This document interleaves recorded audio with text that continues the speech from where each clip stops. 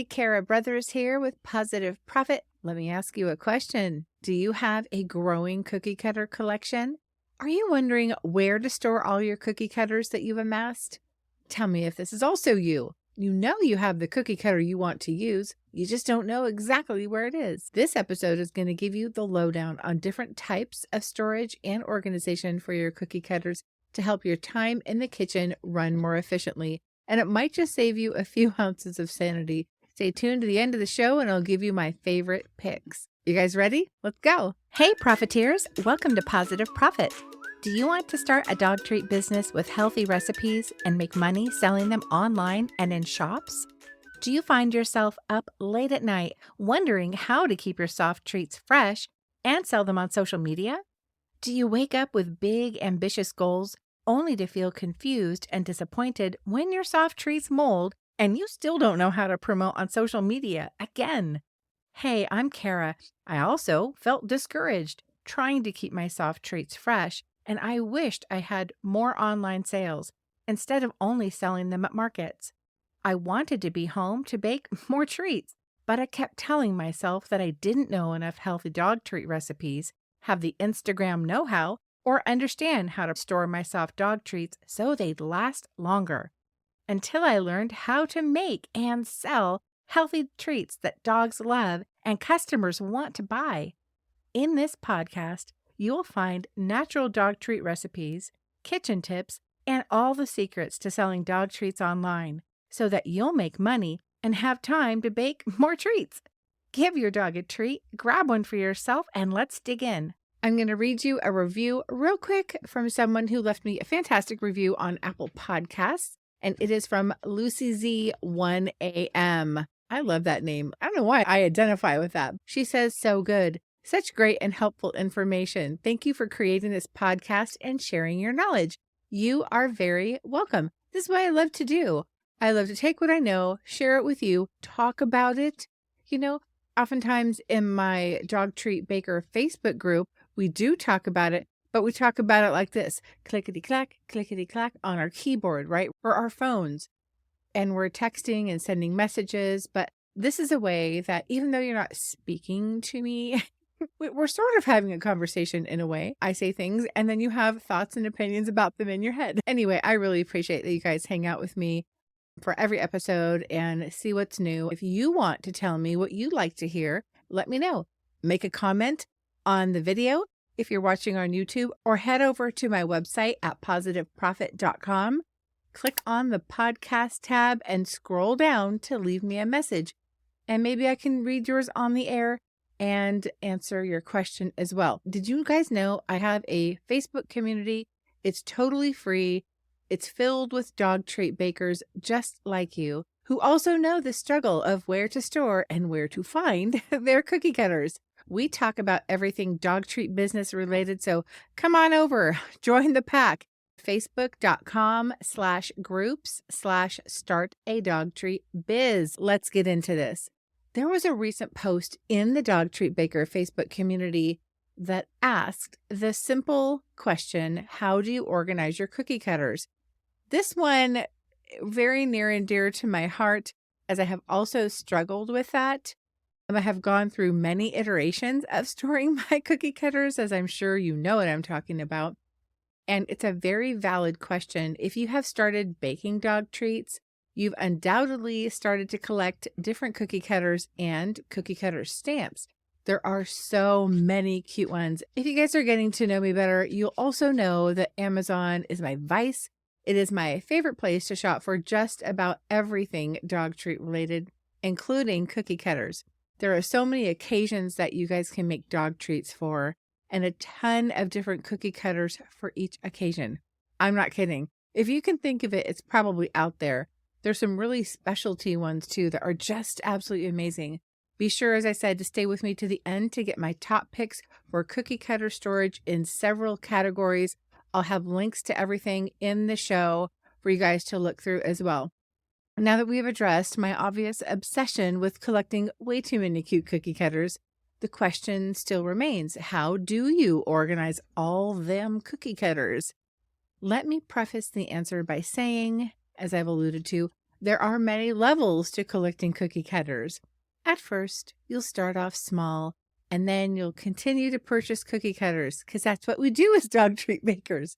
And you'll start to notice the need to store them somewhere, right? That's a fact. As your collection grows, so will your containers. And keeping your cookie cutters, let's say, in a big box is storing them, okay? It's not organizing them. There is a big difference. So let me get into some of the answers that my group gave on how they store cookie cutters and find which method works best for you and where you're at in your obsession. I'll have all the links to everything so you can dig into it. To answer the question, the very first answer that this question got, how do you organize your cookie cutters? Completely hilarious. The answer is throw in a drawer. Which, I mean, totally fine. Maybe starting out, you don't have very many cookie cutters, right? So a drawer is a perfect place to store them.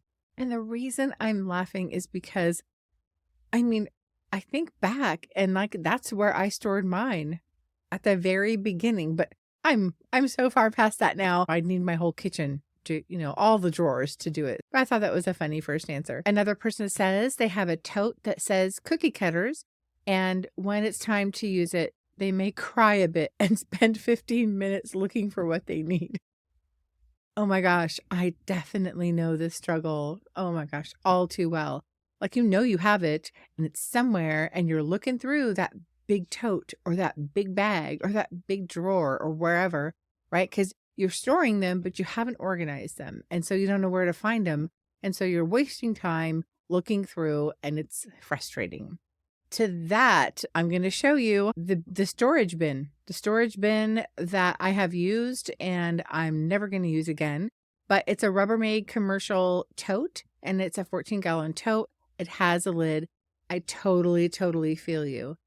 So that's the bin. That's the dreaded bin. That's kind of where we don't want to be. Okay. There's no recommendation on that product. I'm going to send you the link just in case you're like, hey, it works for me. And if it works for you, awesome.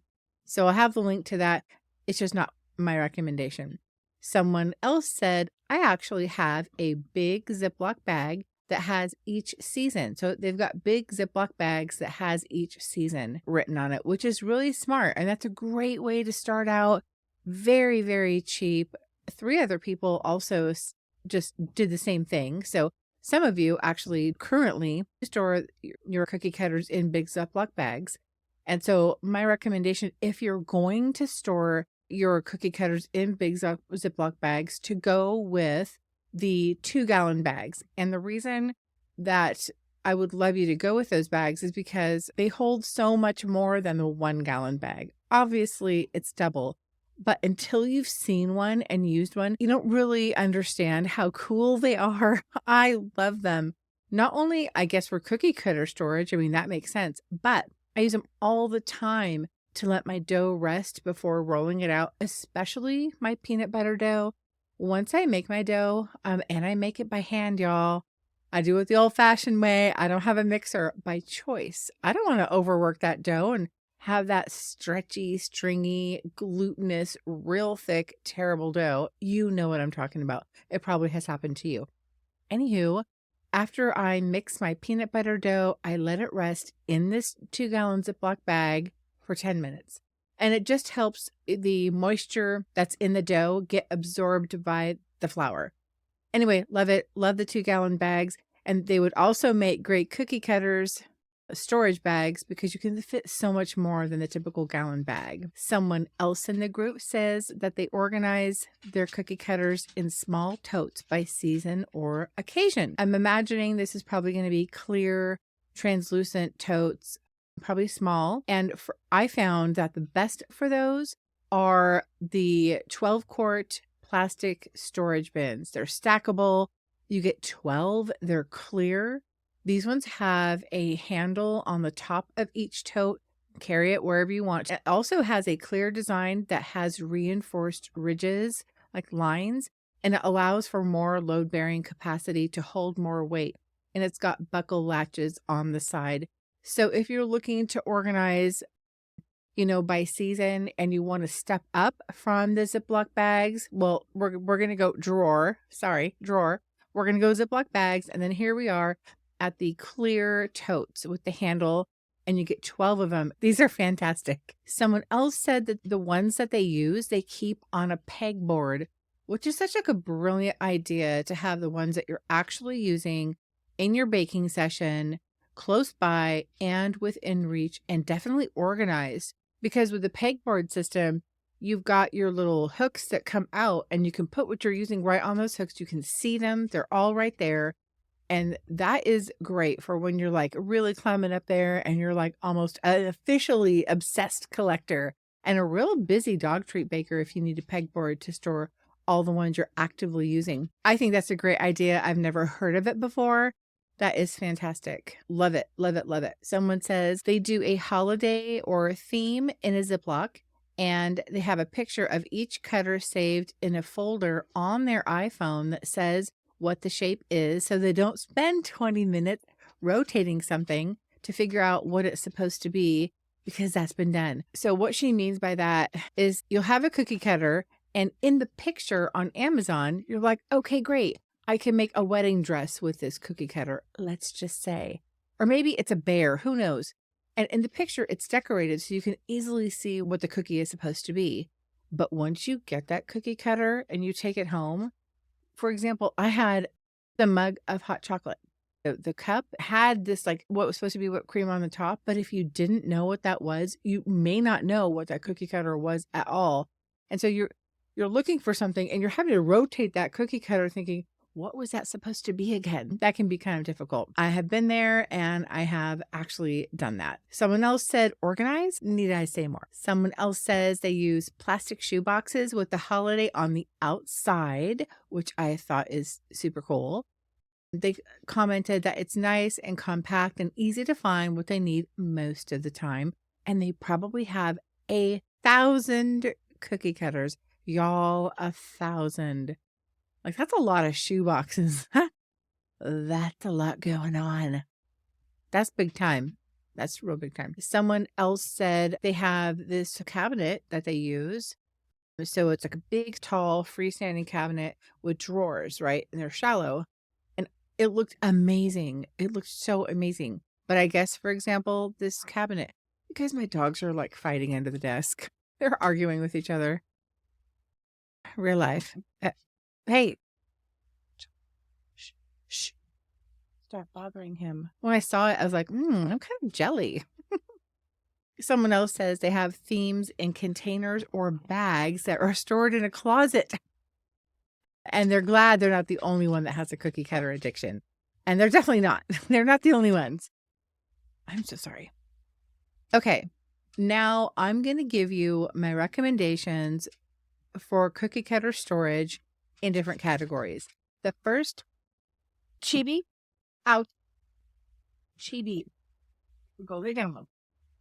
Chibi, out. Leave Loki alone. Quick move, Loki. Mama's got it. Oh. All right, I'm back. I just had to go separate the dogs. They're kind of separated. They're mostly still here looking at each other. Maybe one day I'll bring them on camera if they ever want to behave. Oh, do you guys feel me? Do you have dogs that like one's like chill and laid back and like just wants to hang out, and the other one's like, I want to play. Nip, nip, nip. I want to play. Oh my gosh, that's what I'm dealing with. The joys of being a dog mom, right? All right, the first category is best mini purchase. And what I mean by mini purchase, because you guys that are listening or watching this may be at all different levels and stages of your dog treat business career or not career, right? And the best mini purchase is to see if collecting cookie cutters is for you while you figure out if you're going to start your dog treat business. Okay, you might be on the fence, you're not sure if you're going to start it. And here is my cookie cutter storage recommendation. If you're on the fence about starting a dog treat baking business, this is a cookie cutter set that has all the basic shapes and includes its own storage container. So that's at the very, very starting out purchase, but it's got all the basic shapes you'd need. Also includes a storage container. You get 30 of them. So I thought that was kind of a good deal. You get all different kinds of shapes in different sizes too. Super good value. Okay. The best value starting out, if you're like, I'm going to do this thing, I'm going to do my business, or you just want some more to start with, my best recommendation for you is to organize the additional cookie cutters that you're going to be bringing into the fold, because chances are you already have some if you started. This is a 4-tray organizing system, and it should work well, and it should last you a while. I really like this one. It is great to start out with. This is my recommendation for that.